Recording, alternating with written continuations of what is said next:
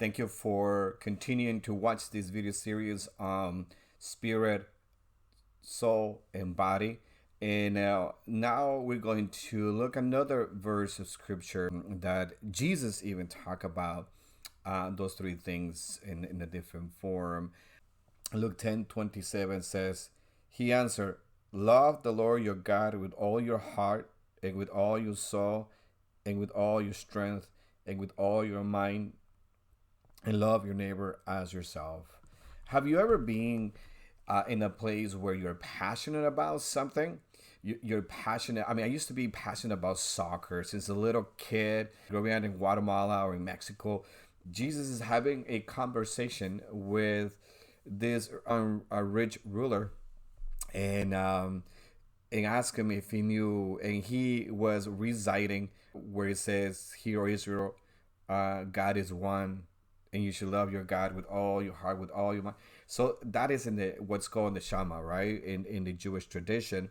Here, this Jewish young rich ruler recites Deuteronomy in chapter 6. And so but what does it mean, right? What does it mean, this reciting of loving your God with everything? Well, you had to be, obviously you had to be passionate about your God, passionate about your relationship. We're passionate, as I mentioned, in different ways, different circumstances. So I want to look up to the word, you had to love your God with all your heart. But what does that mean? And so the Greek word, remember, we're going back to the Greek, and you're going to have it in your screen. Cardia is the word that used here in the Greek. Paul talks about the spirit. Here Jesus talks about it, the heart. So we can say that maybe the heart and what Paul's saying on the spirit, but it's essence, the essence, what it is, right? Or if you remember explaining that in the previous video, but the volition is, it is your soul, right? It is part of your soul. So you can see that there is a combination with your spirit. But Jesus makes distinction, though. We cannot confuse those things, because Jesus does make the distinction with the soul later on this verse. We can say that the cardia here, to me at least, in this word, it's probably the spirit. Okay. And so then moving on into what I mentioned, the soul, the psyche, right? When it comes to psychology. And so soul and souls, some of the translation and that you're gonna see in your screen, people being the heart. So again, we have problems even in this definition on the biblical software that I'm utilizing to come out with what it's all. And we say that the soul is suke or psyche, where it deals with your emotions, right? And so Jesus alludes to that. So we have the cardia, and then we have, which is the heart, and then we have the psyche, which is the soul.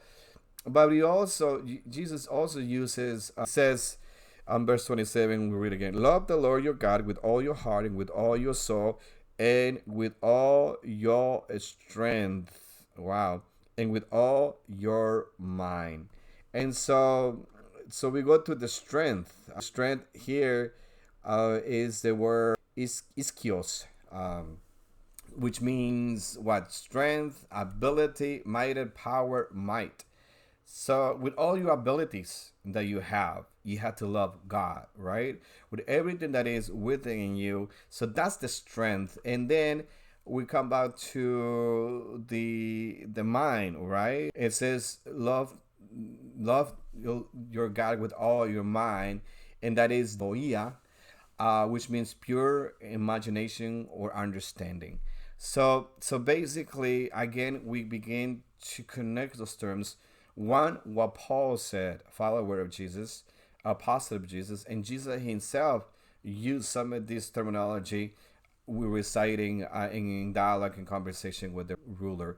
So I want you to think about this. That what does it mean? I mean, we studied these words, we studied the context of Jesus, and Jesus is trying to tell this rich young ruler that he needs to love God with everything. and but he had otherwise other gods that he was worshiping, that he was following. And the Bible tells us that he became really sad when he heard these things, because there was conflict in him deciding who to worship. And even though he knew the scriptures very well, uh, the thing is that we need to cultivate every single one of them. And it is not easy. I try it. We all try it a certain degree. We need to work on our emotions, as I mentioned, and before we take counseling, some research in that, and I done that before. When is the spirit, and we'll concentrate in the spirit later on, but we cannot move forward without understanding these two verses, one from the Gospels and other one from a letter from Paul.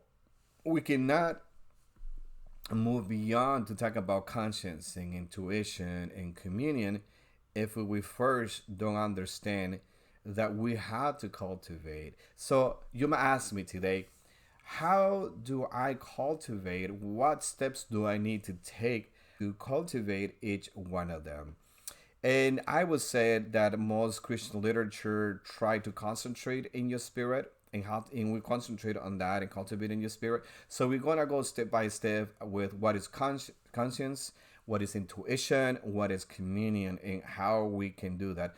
But for today, I want you to pause and okay, now that I have the understanding, how can I apply that to my personal life? How can I concentrate in my heart? And so we'll go step by step, reflecting upon what does it mean to love God with everything, with every passion. And there's many preaching and teaching that says, well, you have this, you have that in your heart, and this is blocking you. And certainly there is some truth to that.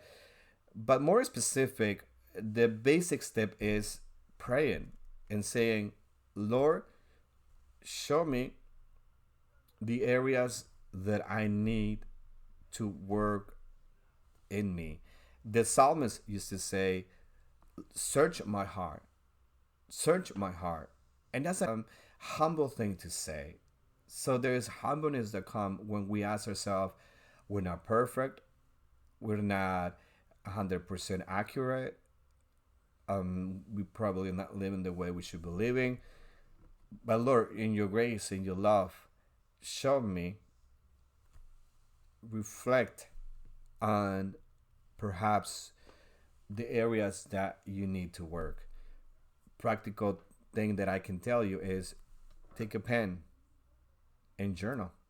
Journal how you feel in your emotions, how you feel in your spirit, how is your body reacting to the external circumstances that are going on, the stresses that you are encountering. People in the pandemic expose a lot of things in their lives, in the life of others, in the life of their church, in their lives of the relationships, things that were settled, they're not so settled anymore. And so, what are you doing to contribute to the solution, not to the problem, right? And you can ask those same questions inside of you. So, as you continue to reflect on those things, we'll continue to concentrate on the spirit side, and then we'll continue to go from there. Okay. God bless you, and hopefully this was very helpful. Leave a comment. I pray that you will be prosper in everything. God bless.